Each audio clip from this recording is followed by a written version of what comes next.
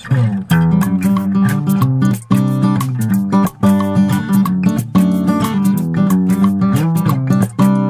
assalamualaikum warahmatullahi wabarakatuh. Sahabat Detik Sumsel, kembali saya Darwin Sarkowi. Kali ini kita bersama salah satu anggota DPRD Kota Palembang dari Komisi 3 DPRD Kota Palembang, Andreas Ogdi Priantoro, masih muda.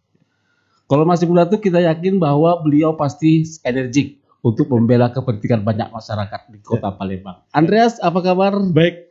Saya panggil Andreas saja. Siap. Masih muda. Ya. Masih muda, ini semangat sekali untuk membela masyarakat. Orang muda, dan memang masanya nih kalau berkarya. Ya. Oh, Andreas sibuk sekali. Kalau sibuk ya hari-hari kita menjalankan tugas sebagai anggota DPRD, tentunya kita memiliki jadwal yang harus kita laksanakan per harinya, dan tentunya ini menjadi bagian dari tanggung jawab kita. Oke, Andreas adalah wakil rakyat. Tuh. Masyarakat sekarang lagi bingung karena Palembang ternyata semrawut. Ya. Karena banyak kejadian-kejadian di Palembang itu ternyata di luar nurul, di luar naral ya. Kadang-kadang kita, ini ada pengalaman baik, karena pengalaman dari Andreas sendiri. Saat naik motor, kebetulan naik mobil, naik motor, banyak masyarakat naik motor itu karena terhalang oleh kabel jaringan, baik telepon atau bahkan mungkin wifi. Ya. Wifi ini semrawut sekarang di Palembang. Ada banyak wifi di Palembang, wifi swasta. Itu ternyata tidak ada aturannya saat masang. Kalau menurut Anda, sebetulnya Anda Komisi 3 ngurus juga ini masalah ini. Betul. Keluhan masyarakat seperti apa, Andreas, ini? Oke, baiklah. Berangkat dari pengalaman, jadi 1 bulan yang lalu kebetulan saya pas pulang hujan malam di daerah tempat tinggal saya di kilometer 9. Jadi pas saya pulang, kondisi hujan, tiba-tiba ada satu kabel yang melintas dan tertumbur. Kabel apa itu? Kalau saya lihat kabel seperti kabel apa ya? Wifi Provider ya, yang itu apa menjuntai sampai ke tanah. Dan itu kebetulan hujan dan itu sangat mengganggu, dan itu pun saya pikir sangat berbahaya karena kalau kita bicara Palembang hari ini, saya sangat miris ketika melihat sampah kota banyak.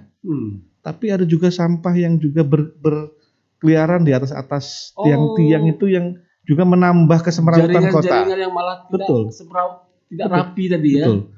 Kita bayangkan kalau Palembang ada 700.000 sambungan PLN, kabel PLN.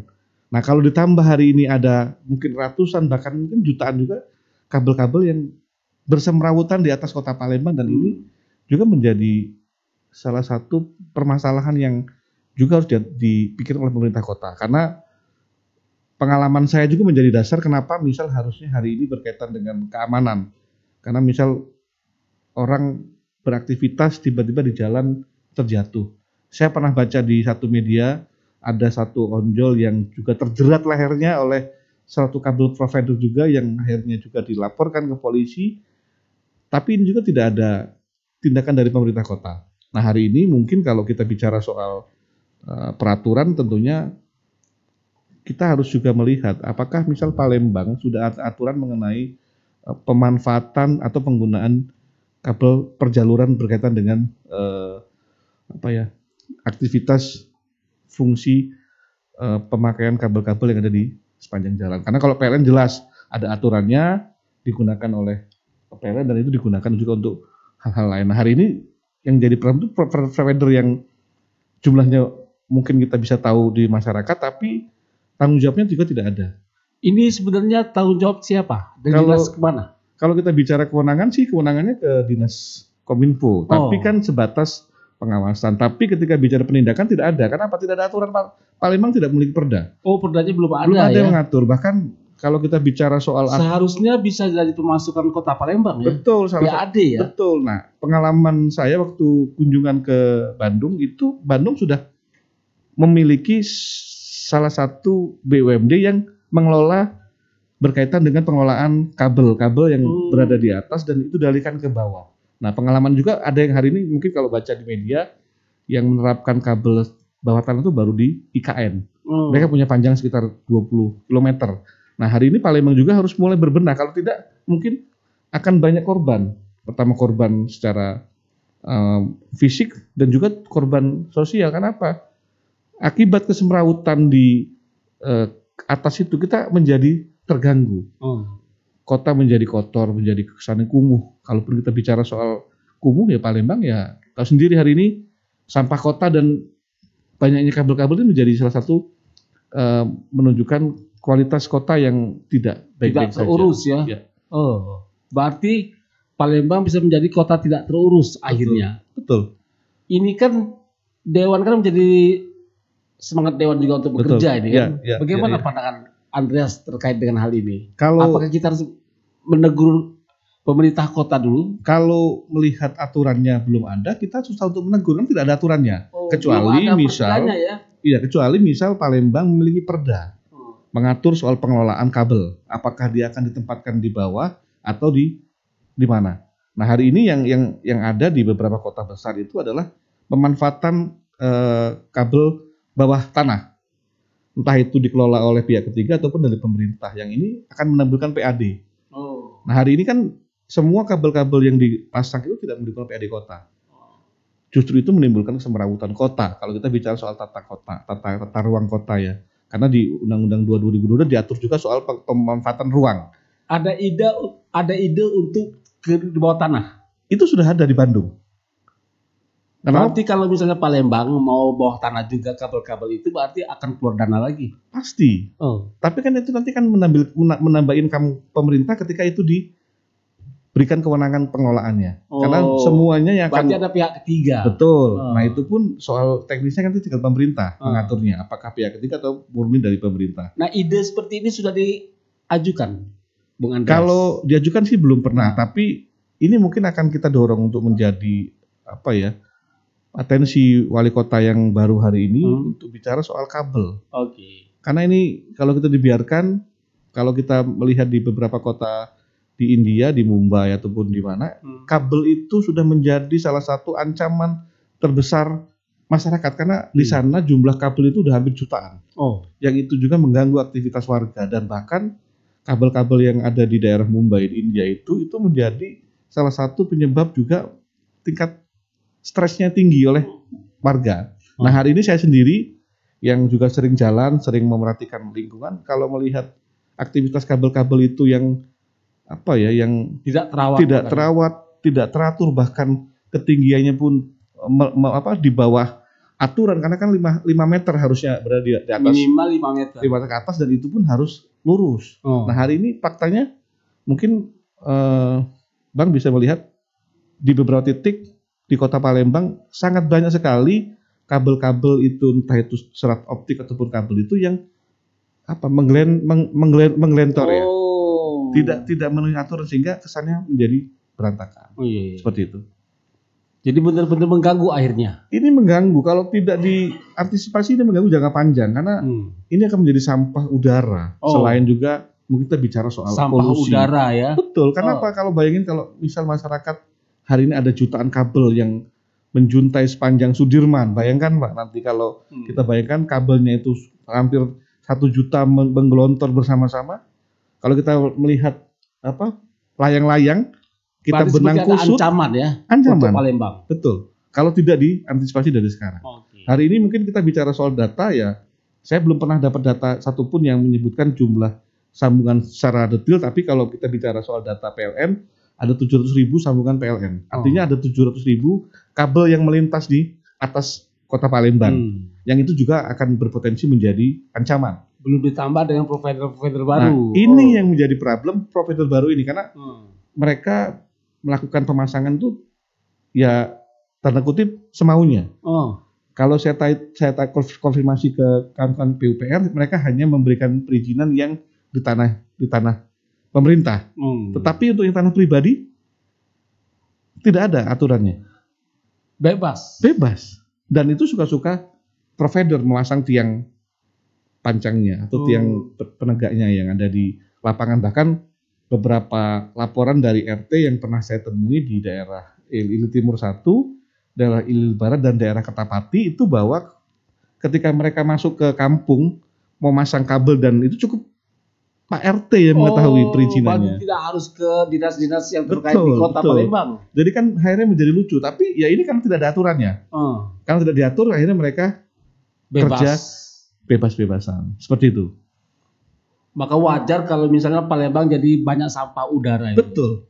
Sampah udara itu ada nantinya. Bahkan kalau hari ini kita bicara soal faktanya, mungkin kita bisa melihat di sepanjang jalan utama itu banyak sekali kabel-kabel yang tidak standar lah, antara menggantung tidak standar, dan bahkan ada yang terputus di jalan yang tanpa ada tindakan. Bahkan ya ada korban juga mungkin yang akan terjadi nantinya kalau ini tidak diantisipasi. Sampai akhirnya kadang-kadang Bung Andreas, kadang-kadang di Indonesia kadang-kadang baru ada korban dulu baru bergerak. Ya.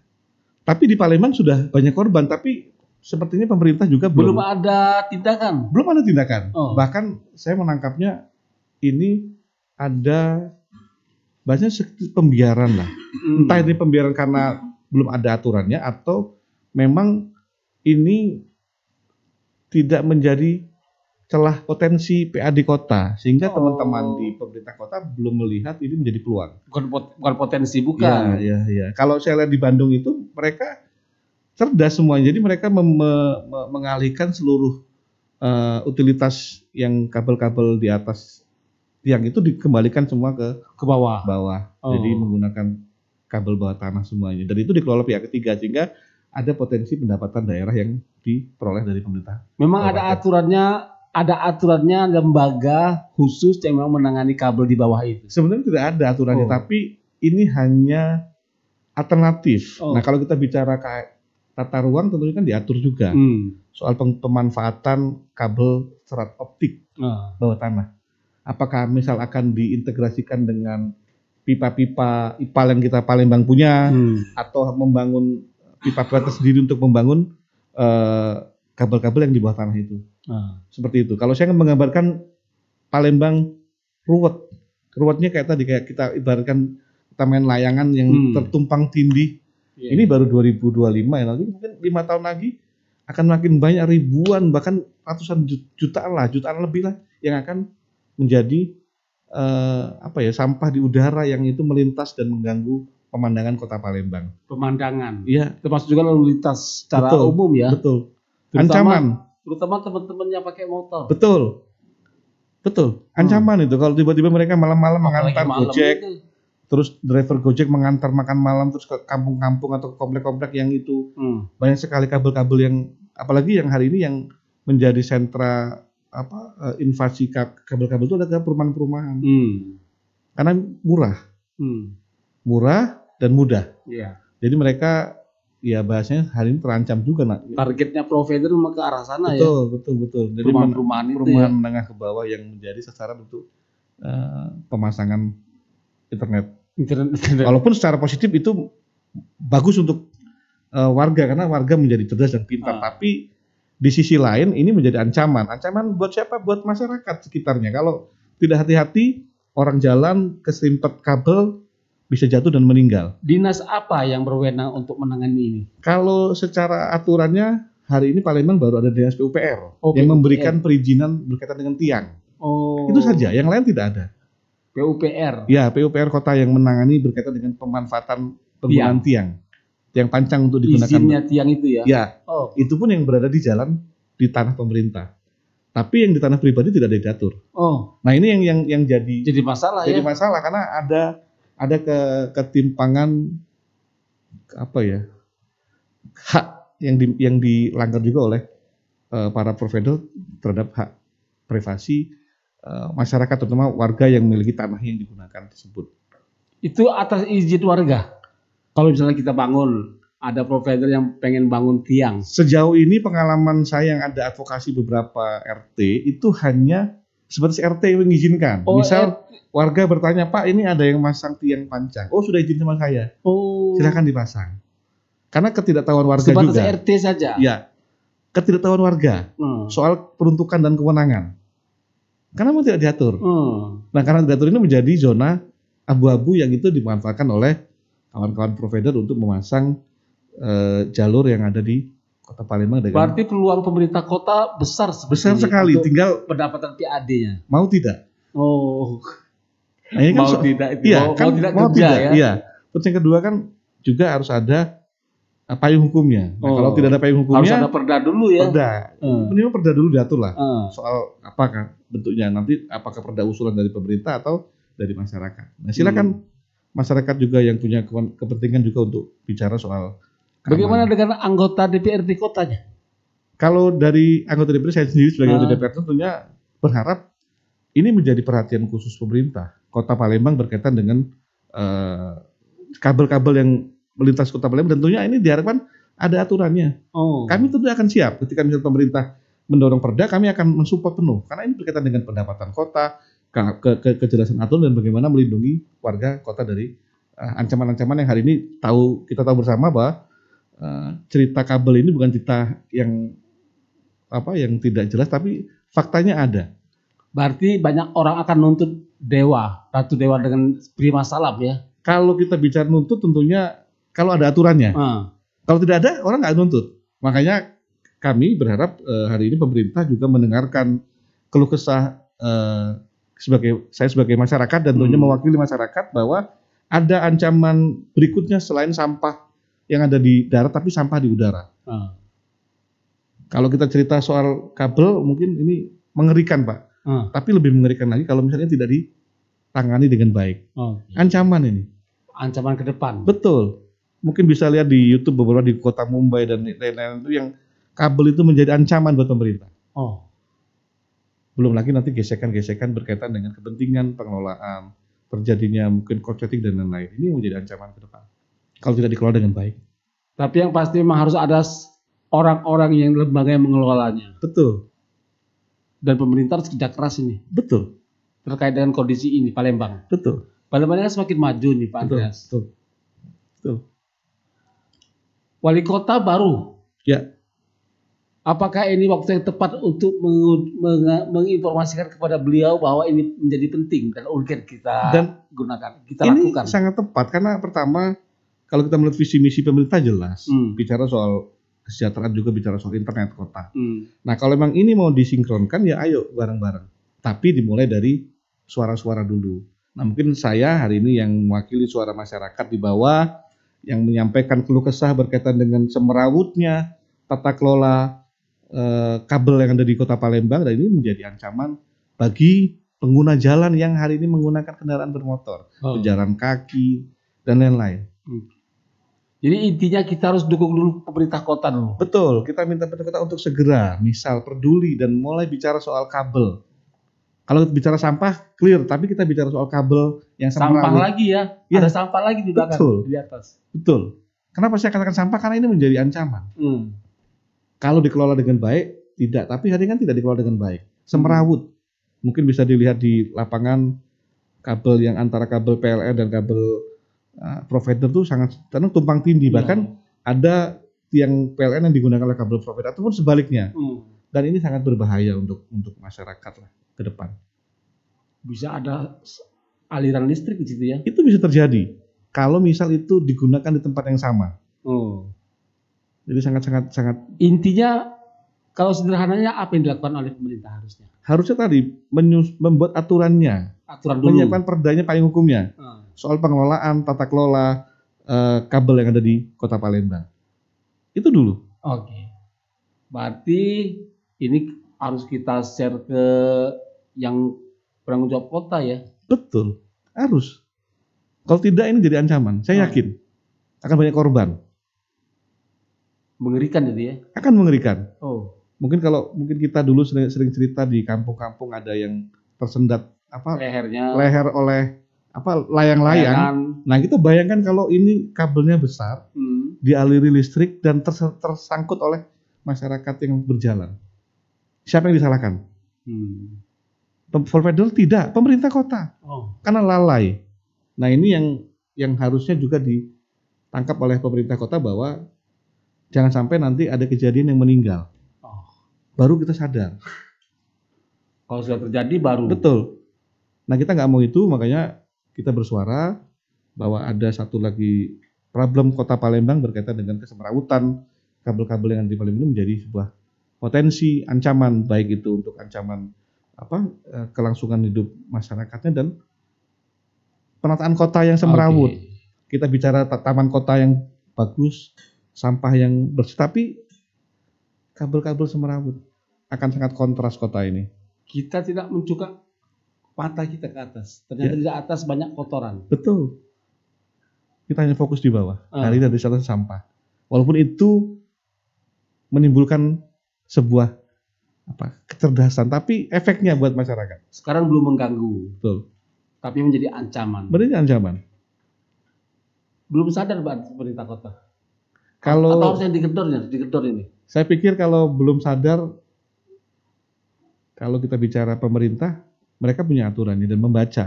Tapi kan soal siapa yang mau melakukannya dan bagaimana melakukannya. Kan soal kemauan. Kalau pemerintahnya oke. Berarti Komisi 3 ini. Komisi 3 siap mengawalnya. Mengawal saja, tapi menggedor dulu. Kami juga kan siap menggedor, karena kebetulan Komisi 3 itu berkaitan dengan pembangunan kota dan lingkungan. Oke, baik. Sepertinya tuntas obrolan kita, Bung Andreas. Sukses terus untuk Komisi 3 DPRD Kota Palembang, terutama PDI Perjuangan. Andreas Ogdi Priantoro, terima kasih. Sukses untuk semuanya dan anggota DPRD Kota Palembang. Saya Diri Sarkawi, terima kasih. Wassalamualaikum warahmatullahi wabarakatuh. Waalaikumsalam warahmatullahi wabarakatuh.